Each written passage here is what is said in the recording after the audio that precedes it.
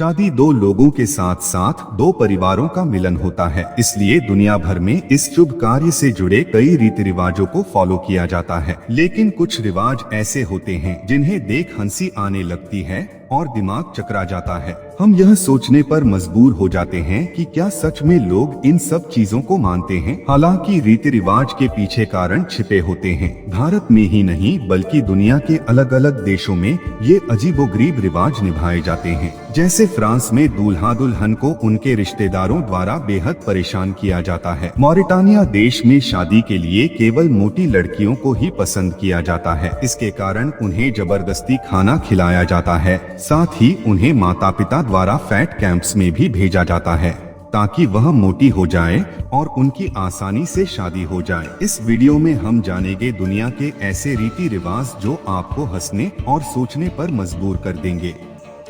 ऐसे में आज हम आपको इंडोनेशिया के एक ऐसे समुदाय के बारे में बताएंगे जहां शादी से जुड़ा बेहद ही अजीब रिवाज निभाया जाता है। सोचिए अगर आपको कोई टॉयलेट जाने न दे, वो भी 3 दिन के लिए, फिर आप क्या करेंगे? आपको शायद यह सुनकर गुस्सा आ रहा होगा, लेकिन यह सच है। चलिए जानते हैं इंडोनेशिया में क्यों नए जोड़े को 3 दिन तक नहीं जाने देते टॉयलेट। टीडॉन लोग इंडोनेशिया और मलेशिया के बीच की सीमा के पास बोर्नियो के उत्तर पूर्वी क्षेत्र के निवासी हैं। यहाँ के समुदाय के लोगों के बीच शादी से जुड़ी बेहद ही अजीब परंपरा निभाई जा रही है। इस समुदाय में दूल्हा दुल्हन को शादी के बाद करीब 3 दिन तक टॉयलेट नहीं जाने दिया जाता है। आपको यह सुनकर बेहद अजीब लग रहा होगा, शायद हंसी भी आ रही होगी, लेकिन यह रिवाज इन लोगों के लिए कोई बड़ी बात नहीं है। यहाँ इस रिवाज को निभाना जरूरी होता है। टीडॉन समुदाय में यह माना जाता है कि अगर जोड़ा शादी के बाद टॉयलेट का इस्तेमाल कर लेता है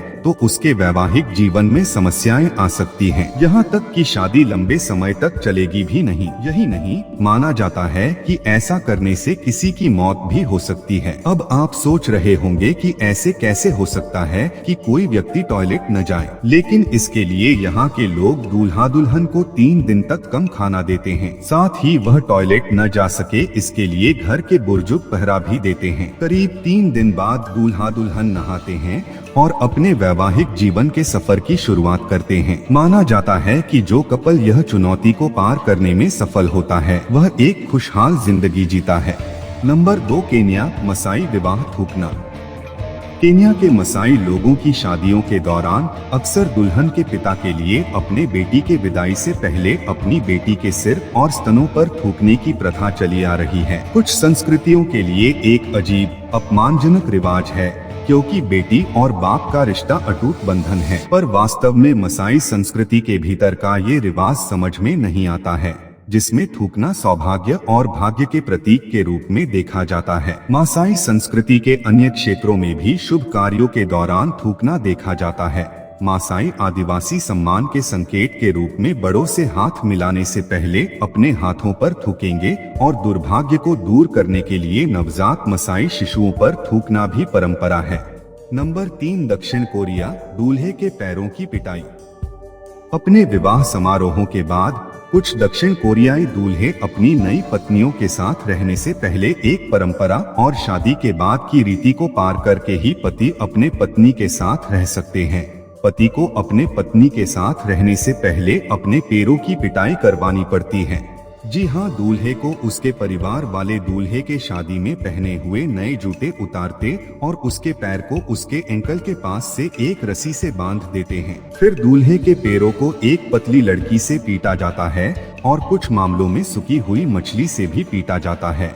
हालांकि ये पिटाई दर्दनाक से ज्यादा मनोरंजक तरीके से की जाती है और इस दौरान दूल्हे से कुछ सवाल जवाब भी किए जाते हैं। लोगों का मानना है कि इससे दूल्हे की ताकत और चरित्र का अंदाजा लगाया जा सकता है।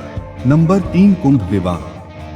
भारत में मंगल दोष एक हिंदू ज्योतिषीय संयोजन के तहत पैदा हुई महिलाओं को मांगलिक कहा जाता है और माना जाता है कि वे बुरी किस्मत से शापित होती हैं, खासकर शादी में, जहां शाप को तनाव और यहां तक कि मौत भी लाने के लिए कहा जाता है। इसका समाधान करने के लिए एक कुंभ विवाह एक समारोह जिसमें महिला या तो पीपल या केले के पेड़ या भगवान विष्णु की मूर्ति से शादी करती है, शाप को तोड़ने के लिए उनकी वास्तविक शादी से पहले की जाती है।